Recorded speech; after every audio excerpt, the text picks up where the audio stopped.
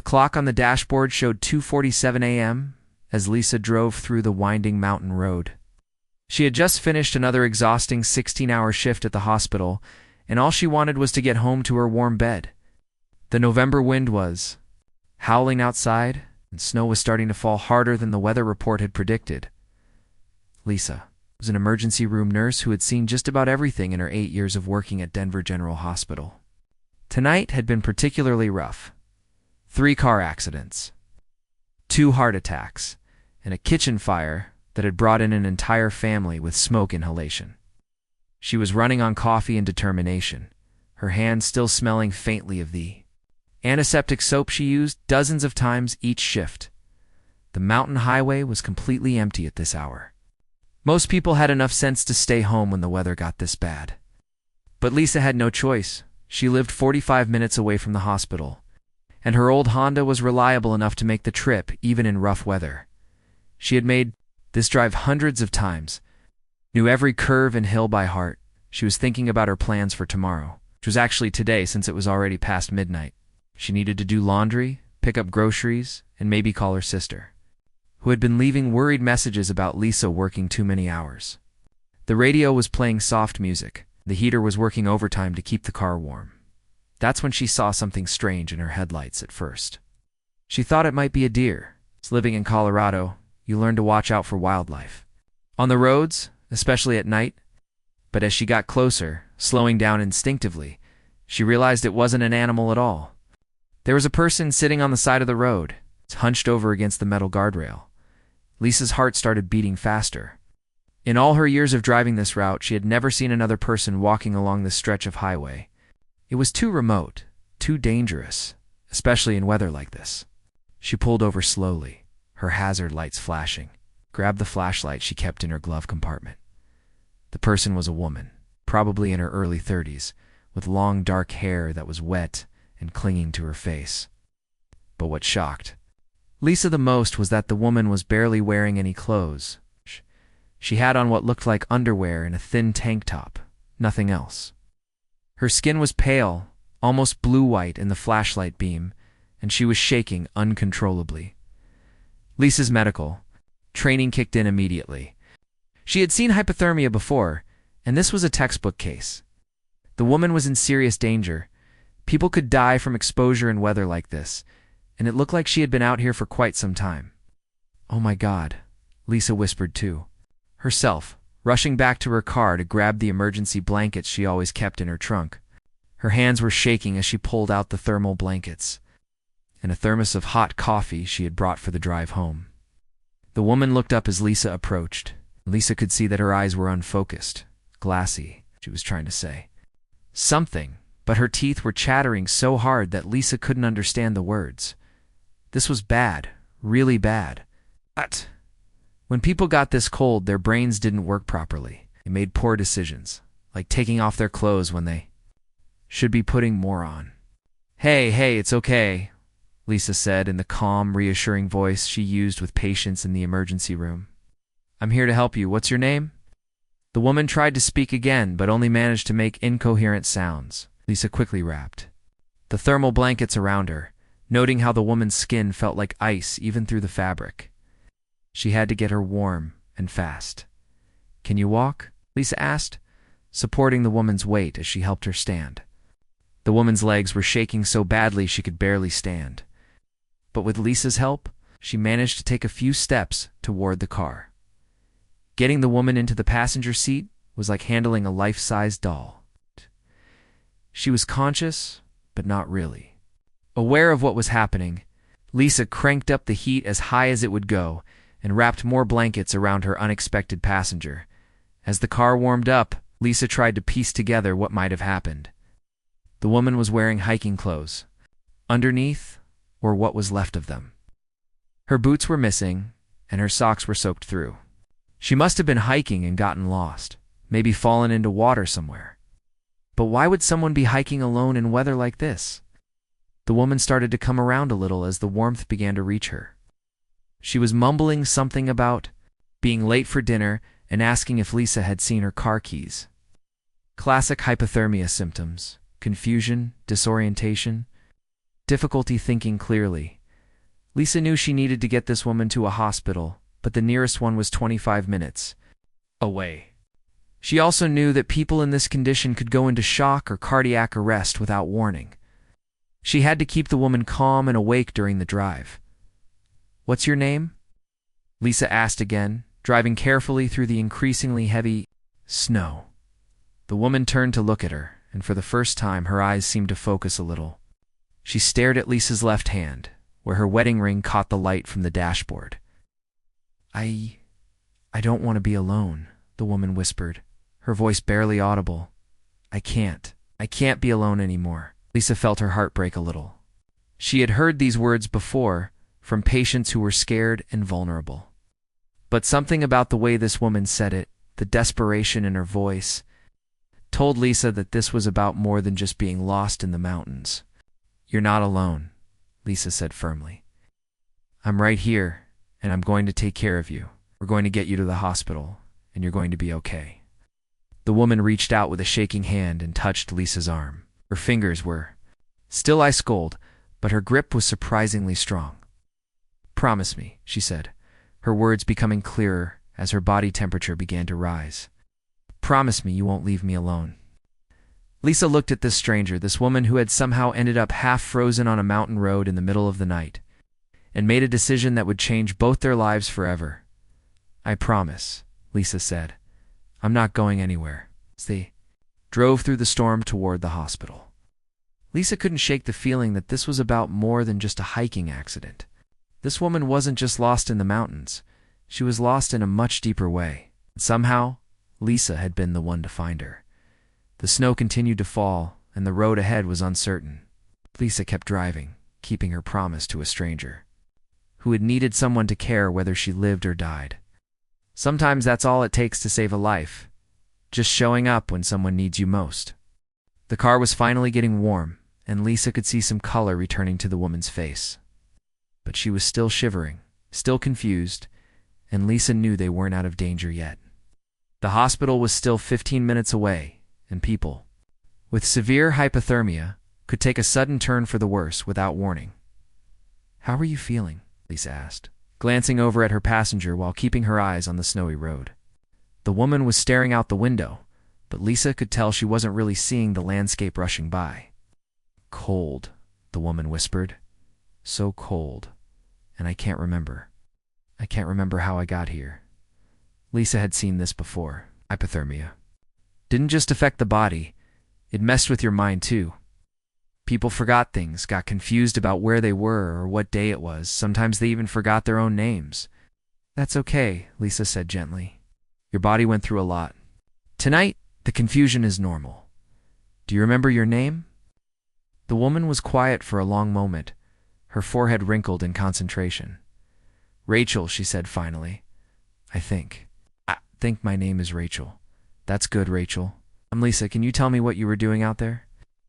Rachel's breathing was becoming more regular, but Lisa could see her hands were still shaking. She was wrapped in 3 blankets now, but her body was still trying to recover from being so dangerously cold. "I was hiking," Rachel said slowly, like she was pulling the memories out of a fog. "I go hiking when I need to think. When things get too much, you know. I needed to get away from everything." There was something in her voice that made Lisa's heart ache. She had heard that tone before from patients who were dealing with more than just physical injuries. Sometimes people came to the emergency room with broken bones or cuts, but Lisa could tell they were really broken inside. "What happened to your clothes?" Lisa asked carefully. She didn't want to push too hard, but she needed to understand what had occurred. Rachel looked down at herself, seeming to notice for the first time that she was barely dressed. Her cheeks turned red with embarrassment. I fell in the creek," she said, her voice getting stronger as more memories came back. "The water was so cold, and my clothes were soaked. I was trying to get back to my car, but I got lost." Everything looked the same in the dark. Lisa nodded. It made sense.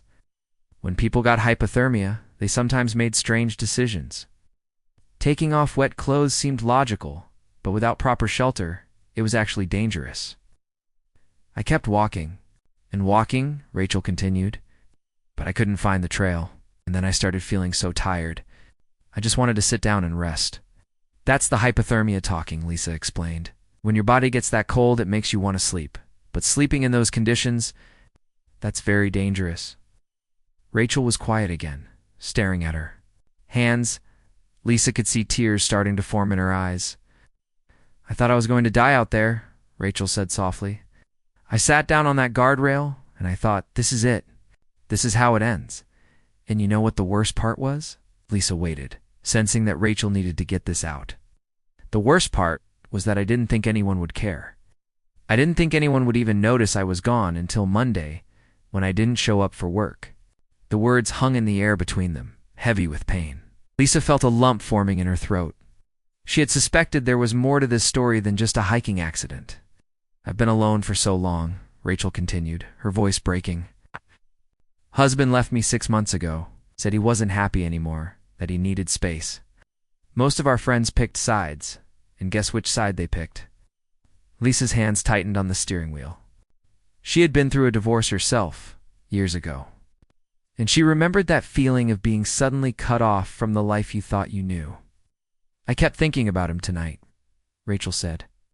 Even after everything, I kept wishing he was there to help me. Isn't that crazy? The person who hurt me the most, and I still wanted him to care if I lived or died. They were getting closer to the hospital now, and Lisa could see the lights in the distance. But she knew that getting Rachel's body warm again was only part of the healing she needed. Rachel, Lisa said, and something in her voice made Rachel look at her directly. I need you to listen to me very carefully. Hey, you are not alone anymore. I found you, and I'm not going anywhere.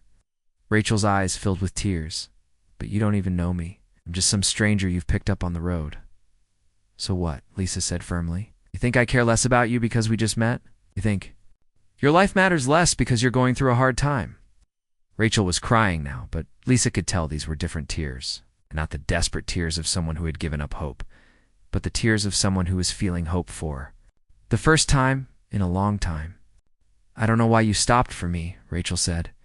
Most people would have just kept driving, because that's what people do, Lisa said. Real people, anyway. We take care of each other. As they pulled into the hospital parking lot, Rachel suddenly grabbed Lisa's arm. Grip was still weak, but there was urgency in her voice. Please, she said, her eyes wide with fear. Please don't leave me alone in there. I know it sounds crazy, but I need someone to be there for. Me. Someone who actually cares if I make it through this. Lisa looked at this woman who had been a complete stranger an hour ago, and she saw something she recognized. Not just the physical effects of hypothermia, but the deeper kind of cold that came from feeling forgotten by the world. I'll stay, Lisa said without hesitation, for as long as you need me to. Rachel's face crumpled with relief. Thank you, she whispered. Thank you for making me feel like I matter. As Lisa helped Rachel out of the car and toward the emergency room entrance, she realized that this night had changed something in both of them. Sometimes the most important thing you can do for another person is simply to show up and stay. Sometimes. That's the difference between giving up and holding on. The automatic doors of the hospital opened. They walked in together, ready to face whatever came next. The emergency room at Mountain View Hospital was unusually quiet for a Friday night. Lisa had called ahead during the drive, so the medical team was ready when they arrived. As soon as they walked through the automatic doors, 2 nurses rushed. Over with a wheelchair. This is Rachel, Lisa told the triage nurse Maya, who she had worked with many times before. Severe hypothermia found her on Highway 285 about 40 minutes ago. She's been warming up in my car, but her core temperature is still way too low. Maya took one look at Rachel and immediately called for Dr. Peterson, the night shift supervisor. Rachel was still wrapped in blankets, but her lips were still tinged blue. She was shivering despite the warm hospital air. How long was she outside? Maya asked, as they wheeled Rachel toward the treatment area. We don't know exactly, Lisa said, staying close to the wheelchair. She thinks maybe 3 or 4 hours. Dr. Peterson appeared, a tall man with kind eyes, who had been working emergency medicine for over 20 years. He had seen plenty of hypothermia cases, especially during the winter months when hikers and skiers got caught in bad weather. Let's get her into Trauma Bay 2, he said. I need a core temperature reading, warm for fluids, and heated blankets. And someone call the lab. I want a full blood panel. As they moved Rachel into the treatment room, she suddenly panicked. Her eyes darted around the room, looking for Lisa. Double quotes. Where? Where is she? Rachel asked, her voice shaking with fear. Where's Lisa? She said she wouldn't leave me. I'm right here, Lisa said quickly, appearing at Rachel's side. I told you I wasn't going anywhere. Dr. Peterson looked at Lisa with confusion. Are you family? No, I'm the one who found her, Lisa explained. She's been through a traumatic experience and she asked me to stay. The doctor nodded. He had learned over the years that sometimes the most important medicine was simply having someone who cared nearby. The next hour was a careful dance. Between medical procedures and keeping Rachel calm, every time someone new entered the room, Rachel would look for Lisa. Every time a machine beeped or a monitor alarm went off, Rachel would reach for Lisa's hand. Her core temperature is 89 degrees, the nurse reported. That's dangerously low. Dr. Peterson frowned. We need to warm her up slowly. Too fast, and we could cause her heart to go into an irregular rhythm. Lisa watched as the medical team worked. She had been on the other side of this scene hundreds of times, but watching, as a bystander, was completely different. She found herself holding her breath every time Rachel's heart monitor showed an irregular beat. I'm scared, Rachel whispered to Lisa during a quiet moment. I can't feel my feet, and my chest feels tight. That's normal, Lisa said, though she was worried too. Your body is working hard to get back to normal temperature. Dr. Peterson is one of the best doctors here. He's going to take good care of you. Rachel squeezed Lisa's hand. I keep thinking about tonight, about sitting on that guardrail. I was so tired, and it would have been so easy to just close my eyes. Lisa felt her heart skip. But you didn't. You stayed awake. You fought to survive. Only because I heard your car, Rachel said. If you hadn't come along. But I did come along, Lisa said firmly. And you're here now, and you're going to be okay. Dr. Peterson approached them with a chart in his hands. Rachel, your temperature is starting to come up, which is good news. But I want to keep you here for observation for the next 24 hours. Hypothermia can have delayed effects, and I want to make sure everything is working properly. Rachel's face showed panic again. Will Lisa be able to stay? The doctor looked at Lisa, who nodded immediately. I'm not scheduled to work tomorrow. I can stay. Actually, Dr. Peterson said, I think that might be medically beneficial. Your vital signs are much more stable when Lisa is in the room. Sometimes the best medicine is knowing someone cares about you.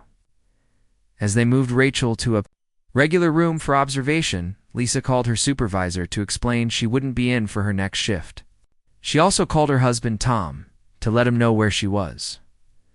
You found someone on the road? Tom asked, confused.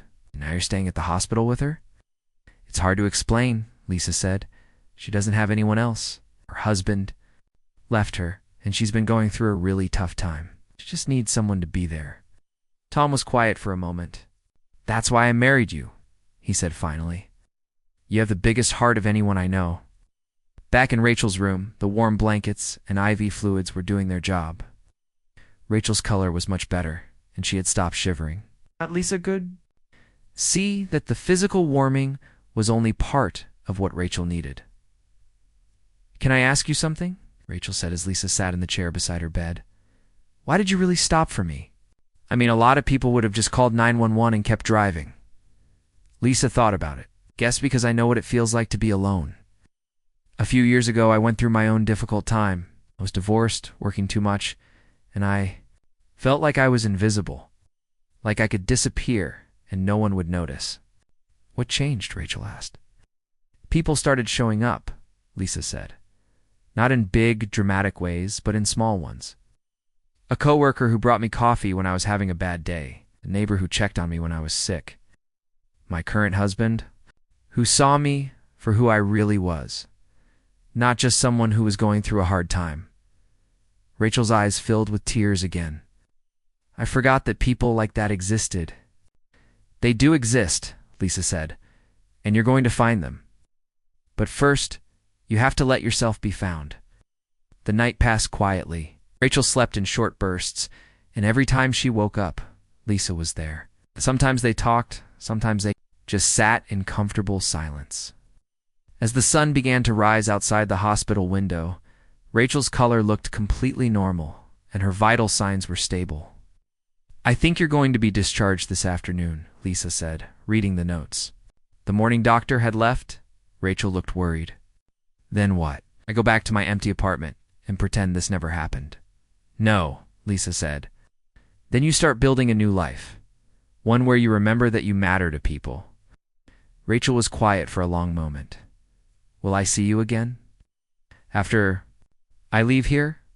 Lisa smiled. "If you want to. I was thinking we could get coffee sometime, like friends do." "I'd like that," Rachel said. "I'd like that very much." As Lisa looked at this woman who had been a complete stranger 12 hours ago, she realized that sometimes the most important connections in life happen when we least expect them. Sometimes saving someone else's life ends up saving your own in ways you never imagined. 3 weeks had passed since that night on the mountain road.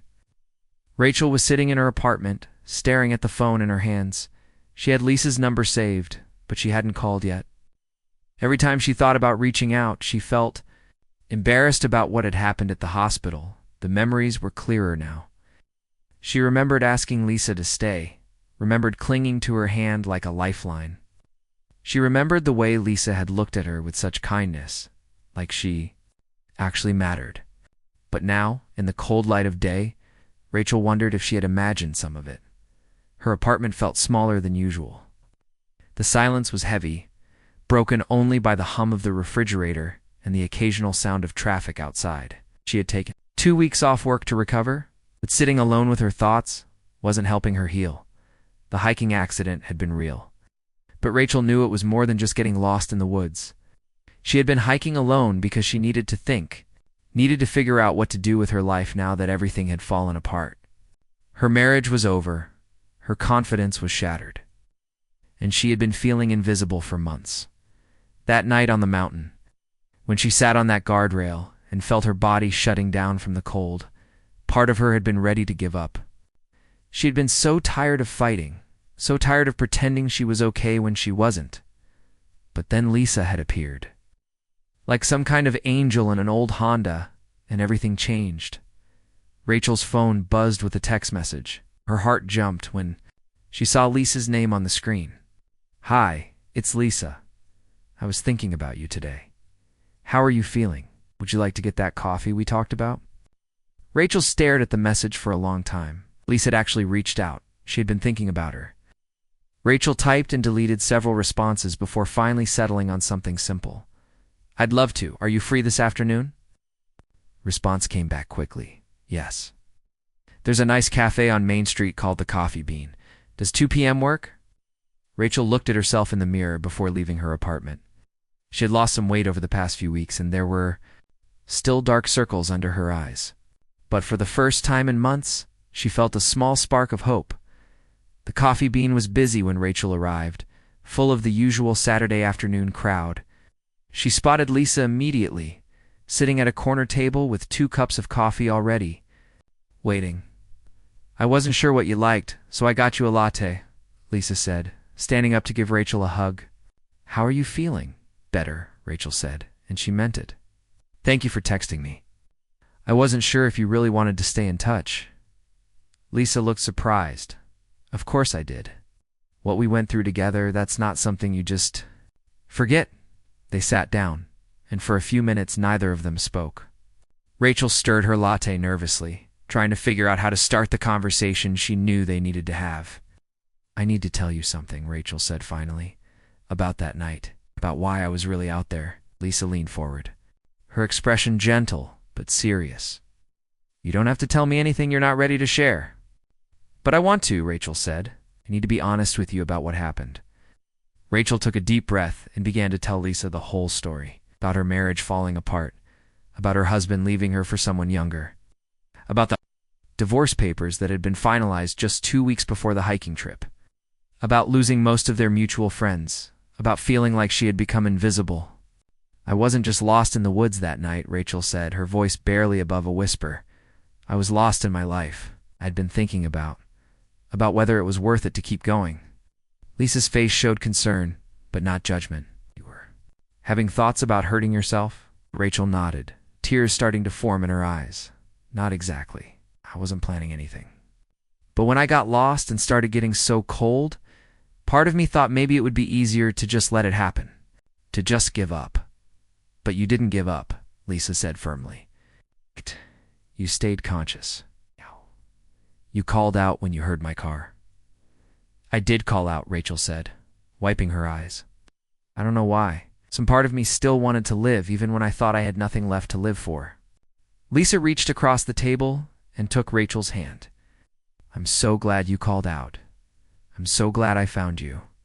Can I ask you something? Rachel said. Why did you stop? Really, most people would have just called 911 and kept driving. Lisa was quiet. For a moment, considering her answer, because I know what it feels like to be alone, she said finally. A few years ago, I was in a really dark place. I was divorced, working too much, and I felt like I was just going through the motions of living. What changed for you? Rachel asked. People, Lisa said simply. People who showed up when I needed them. People who saw me as more than just my problems. My husband Tom, my coworkers, even strangers who were kind to me when I was having a bad day. I forgot that people like that existed, Rachel said. They do exist, Lisa said. And you're going to find them. But first, you have to let yourself be found. Rachel felt something shift inside her chest, like a door opening that had been locked for a long time. I was so embarrassed about that night. It's about how desperate I was, how I clung to you like a child. You weren't desperate, Lisa said. We're human. You were scared and alone, and you reached out for help. That takes courage. Didn't feel like courage, Rachel said. The bravest thing you can do is ask for help when you need it, Lisa said. Most people are too proud or too scared to do that. They talked for another hour, sharing stories about their lives, their fears, their hopes. Rachel learned that Lisa had been working as a nurse for 8 years, that she had remarried 2 years ago, and that she volunteered at a local animal shelter on weekends. I want to do something with my life that matters, Rachel said.